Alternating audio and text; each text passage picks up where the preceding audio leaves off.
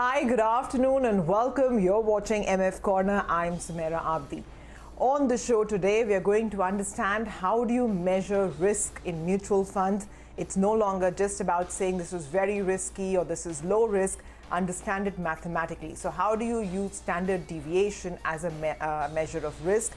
Joining in to discuss that will be Keerthan Shah of SRE Wealth, and a little later on the show, we're going to talk about which is the correct way, the best way to judge your mutual fund scheme's performance. And joining in for that topic will be Lavai Navlakhi of International Money Matters. So first up, let me invite Keerthan Shah, who's the co-founder and CEO of SRE Wealth. He joins in now. Hi Keerthan, good afternoon. Let's start off with the very basics. What exactly is standard deviation and how does it work? Sumaira, thank you so much for having me on your show. Sumaira, generally investors look at the last 3 years return and expect similar returns while they invest in a particular product. But we all know that looking at the past 3 years of return may not really work out the same way with respect to future expectations. And that is exactly where standard deviation, in my opinion, comes into place. It's a very simple, basic statistical model that typically helps you understand that if in the past 3 years or 5 years you've received an X return on the product, what range of returns can you expect in the coming 3 years or 5 years from the same instrument? So let me give you an example.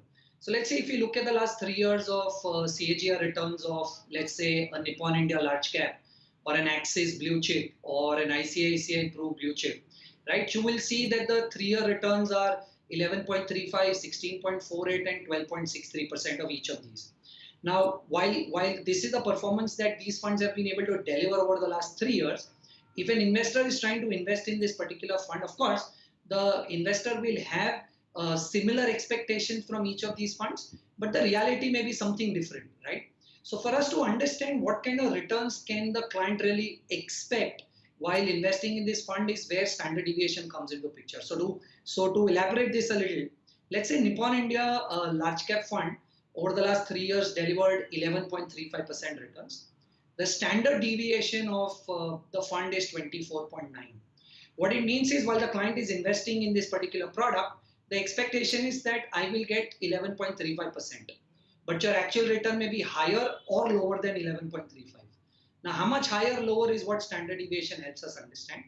So let's say if the standard deviation of the fund is 24.9, what it means is that you can expect 11.35, but your return experience may be higher than 11.35. How much?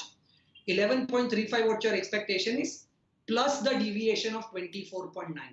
So on the higher side, you can expect 36.25% from this fund during good times.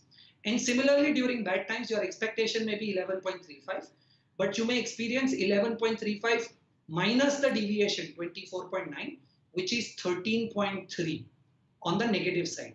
So what I'm trying to say is that while the expectation of the investor while investing in a Nippon large cap fund may be 11.35 looking at the last 3 years, the actual return in the future may be anywhere in the range of 13.3 on the lower side to 36.25 on the higher side, Sumer.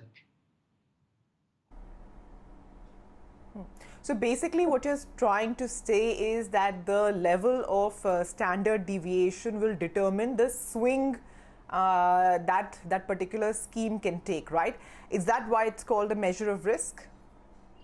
Sumaira, absolutely. So ideally what happens is in the last example that I gave you, 13.3 on the lower side and 36 on the higher side, we are saying that is what the scheme will bring in terms of volatility. Now to keep it even simpler, let me round off some data points and show you. Let's say there are two funds. Fund A, which has 10%, and Fund B, which also has generated 10% over the last 3 years. So both funds have generated 10%. But both funds have slightly different standard deviation. So let's say Fund A has 15% and Fund B has 20%. What that ideally means is that both funds which have generated 10% in the past, you might have an expectation of 10% from the fund. But the fund might ideally generate, in case 1, where the standard deviation is 15, 10 your expectation plus 15 on the higher side. So 25% on the higher side, 10, which is your expectation, minus 15, which is the standard deviation on the lower side. So ideally in Fund A, you will experience anywhere between -5 to to plus 25% as returns. In fund B, where again your expectation is 10 but deviation is 20, you will expect 10 plus 20, 30% on the higher side, 10 minus 20, minus 10% on the lower side. So over here, the range becomes minus 10 to plus 30 because the standard deviation is higher. So typically what happens is whenever the standard deviation is higher, the range increases and hence you say that your volatility or your actual return can be anywhere in this range, Sumera. So basically, two funds delivering the same return can have very, very different outcomes in terms of the range that they can take, in terms of the swing that they will take from either negative to positive. So, higher the drawdown, perhaps higher it could be on the upside as well. Can it be measured for longer periods? I mean, is that also a perhaps better way of looking at it if we look at standard deviation over, say, 5-year period? Absolutely, Sumera. So, the easiest way to look at it is, let's say, if as an investor, your investment horizon is 3 years, then you look at the last 3-year returns of the fund, and then you look at the last 3 years of standard deviation of the fund. But let's say if your investment horizon is 5 years, then you change this a little, where you look at the last 5 years average return of the fund, and then to find the range, you look at the 5-year standard deviation of the fund. So whatever is your time investment horizon is what you look at in terms of the CAGR and the standard deviation to actually find the range of the future expectations, Sumera. Okay. Kirtan, the other thing I wanted to ask is, does this range always hold? So, Sumera, that's an interesting question. Look, without going into too much of technicality, statistics says, or there is a statistical model around this, which says that 68.3%, so roughly 70% of the times, this range will actually hold. Now, there are models which will help you predict a range which will hold 95% of the times and 99% of the times as well. But largely, if you look at it, I think, Sumera, 70% of the times this range will hold is what statistical models say, Sumera. Okay, fair enough. Kirtan, finally, where is this data available to investors and how do they use it? I mean, what's the practical application in terms of, selecting schemes or reviewing their performance? So Sumera, standard deviation is actually available on a lot of fact sheets as well as a lot of these freely available websites on the internet, from Money Control to ValueResearchOnline.com to Advisor Coach, Morningstar. It's available everywhere, right? Now, how do you practically use this? I think I have 2-3 very practical use cases of this. The first is, of course, you want to make sure that when other things are kept constant, you want to pick a fund which has a lower standard deviation so that your range becomes narrow and the volatility reduces. To go back to the same example that I was talking about initially when we started. So let's say Nippon India and Axis Blue Chip. Nippon India has a 24.9 standard deviation. Axis has 18.18. So theoretically, Axis has low volatility. So while I look at the range, Nippon gives me a range of minus 13.3 to 36.25. That's the range, right? Like I explained a while back. But in the same case, Axis has a range of minus 1.7% on the lower side to plus 34.66% on the higher side. So now if everything kept constant, I think the range of Axis is narrower than Nippon, and hence it makes more sense to go for Axis Blue Chip than Nippon India. So theoretically, that is how you look at. A couple of more things. I think what is very interesting is standard deviation also helps you, kind of pick the right categories. Now, having said this, let me give you a couple of examples. So let's say while I look at the large cap category, Sumera, and I compare it with the aggressive hybrid category. Now you will find that the large cap category has a standard deviation of 21.5, but the aggressive hybrid has a standard deviation of 17.5.